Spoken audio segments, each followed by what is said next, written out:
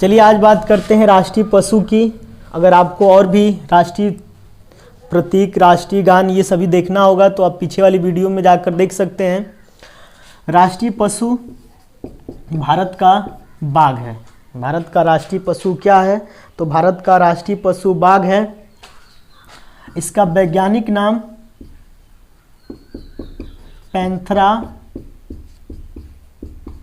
Tigris लिनियास है। Panthera Tigris लिनियास Bharat का राष्ट्रीय पशु बाघ है, यानी पैंथेरा टाइग्रिस लिनियास। बाघ से पहले भारत का राष्ट्रीय पशु शेर था। भारत का राष्ट्रीय पशु पहले शेर था, लेकिन 1972 में बाघ को भारत का राष्ट्रीय पशु घोषित किया गया और बाघों की संख्या में बहुत ज़्यादा उस समय गिरावट हो रही थी। इसीलिए 1973 में टाइगर प्रोजेक्ट यानी बाघ परियोजना प्रारंभ किया गया। 1973 में टाइगर प्रोजेक्ट यानी बाघ परियोजना प्रारंभ किया गया और इस टाइगर प्रोजेक्ट के प्रारंभ करने में कैलाश सांखला का सर्वाधिक योगदान था। इसीलिए कैलाश सांखला को टाइगर मैन ऑफ इंडिया कहा जाता है। टाइगर मैन ऑफ इंडिया किसे कहा जाता है? तो टाइगर मैन ऑफ इंडिया के नाम से कैलाश सांखला मशहूर हैं। और टाइगर प्रोजेक्ट कब प्रारंभ किया गया था? तो 1973 में। 2010 में रूस में एक सम्मेलन हुआ, बाघों को बचाने के लिए एक अंतर्राष्ट्रीय सम्मेलन हुआ और 2010 में ये निर्णय लिया गया कि प्रत्येक 29 जुलाई को अंतर्राष्ट्रीय बाघ दिवस मनाया जाएगा। तो अंतर्राष्ट्रीय बाघ दिवस कब मनाया जाता है या इंटरनेशनल टाइगर डे कब होता है? तो 29 जुलाई को होता है। अगले पॉइंट पे बात करते हैं। भारतीय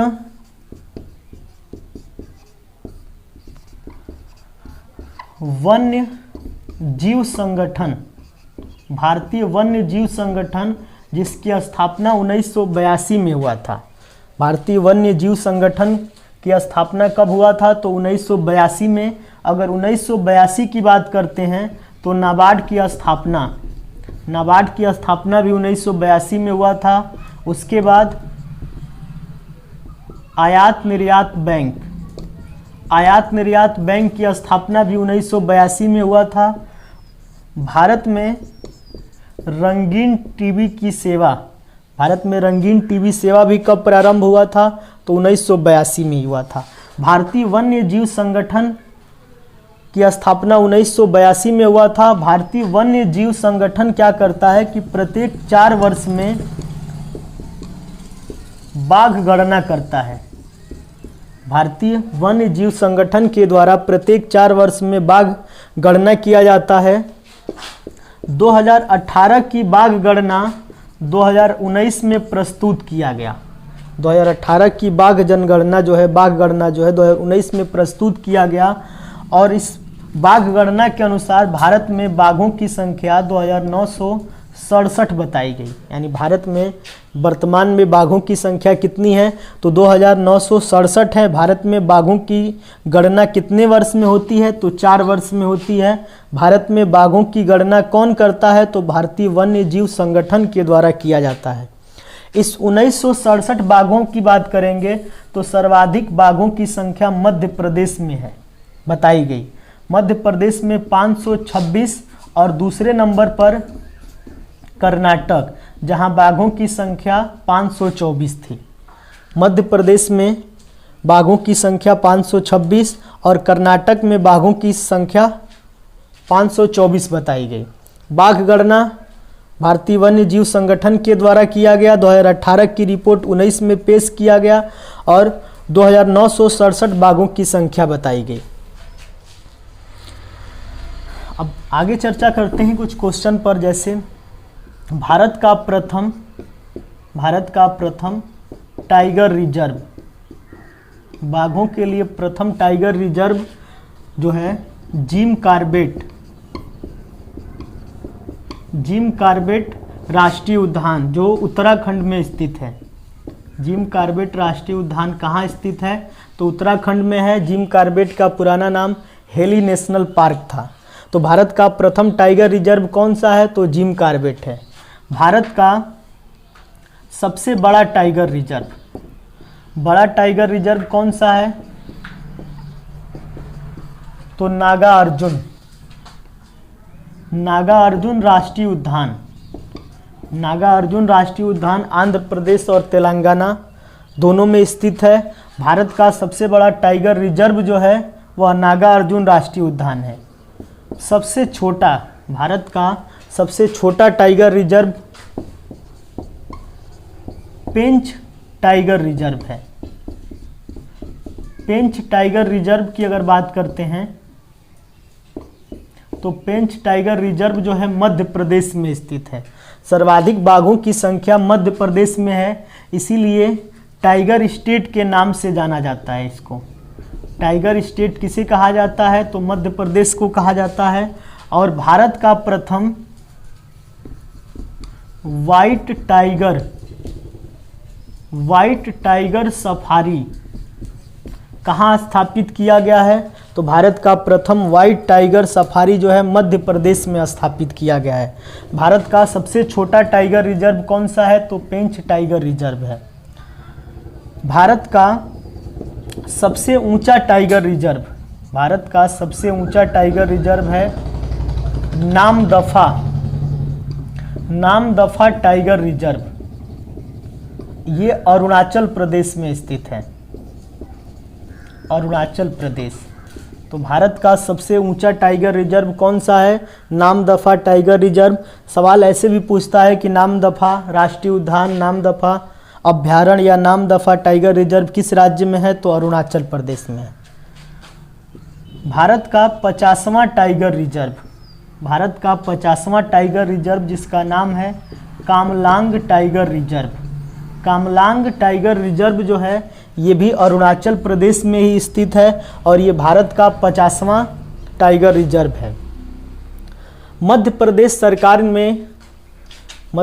सरकार के द्वारा बाघों की रक्षा के लिए टाइगर स्ट्राइक फोर्स का गठन किया गया है। मध्य प्रदेश ने बाघों के बचाव के लिए टाइगर स्ट्राइक फोर्स का गठन किया है। उसके बाद Birsa Munda zoological park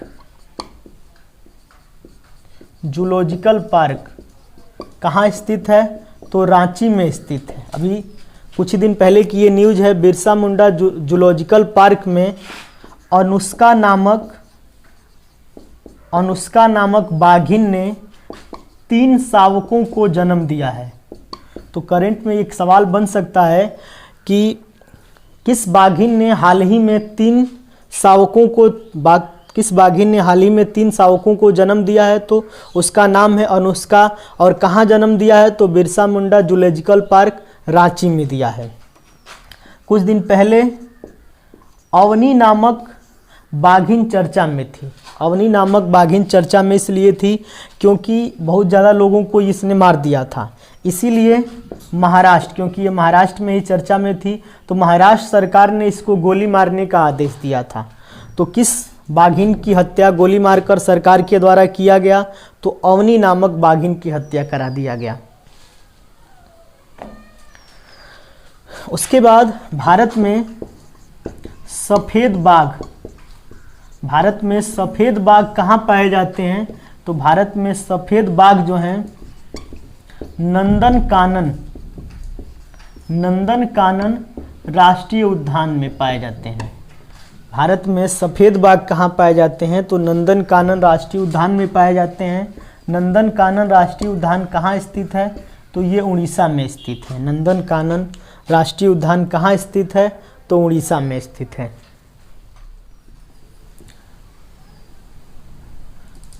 the white the white tiger पुस्तक किसने लिखा है? तो द वाइट टाइगर पुस्तक अरविंद अडिगा के द्वारा लिखा गया है। और ये सवाल हमेशा पेपर में पूछा जाता है कि द वाइट टाइगर पुस्तक का लेखक कौन है? तो द वाइट टाइगर पुस्तक का लेखक है Arvind Adiga. The spring tiger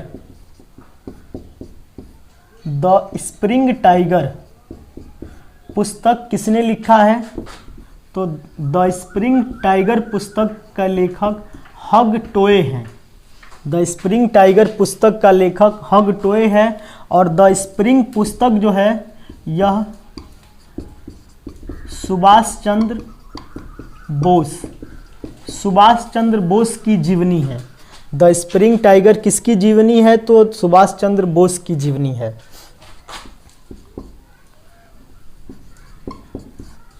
tiger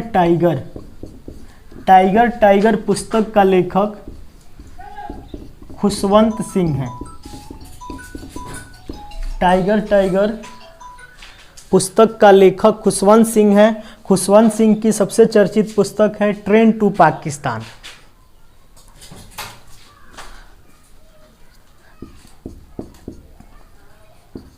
tiger women पुस्तक की लेखिका हैं शीर्षो बंदोपाध्याय।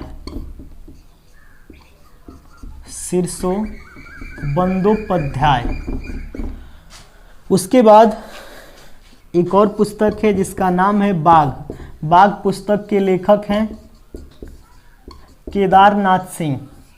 बाघ पुस्तक किसने लिखा है? तो केदारनाथ सिंह ने लिखा है। उसके बाद एक और पुस्तक होगी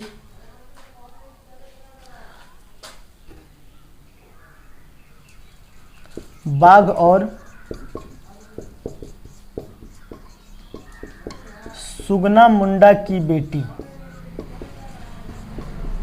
बाघ और सुगना मुंडा की बेटी इस पुस्तक का लेखक हैं अनुज लुगुन को बाघ और सुगना मुंडा की बेटी के लिए 2019 में युवा साहित्य अकादमी पुरस्कार दिया गया। तो बाघ और सुगना मुंडा की बेटी पुस्तक किसने लिखा है? तो अनुज लुगुन ने लिखा है। अगले पॉइंट पे बात करते हैं राष्ट्रीय विरासत पशु की बात करेंगे तो भारत का राष्ट्रीय विरासत पशु है हाथी, जिसका वैज्ञानिक नाम है एलिफास इंडिका जो है भारत का राष्ट्रीय विरासत पशु है। राष्ट्रीय विरासत पशु की अगर बात करेंगे तो हाथी, जिसका वैज्ञानिक नाम एलिफास इंडिका है, भारत की राष्ट्रीय विरासत पशु है। हाथी परियोजना की अगर हम बात करते हैं, हाथी परियोजना जो है 1992 में प्रारंभ किया गया था। हाथी परियोजना कब चलाया गया था?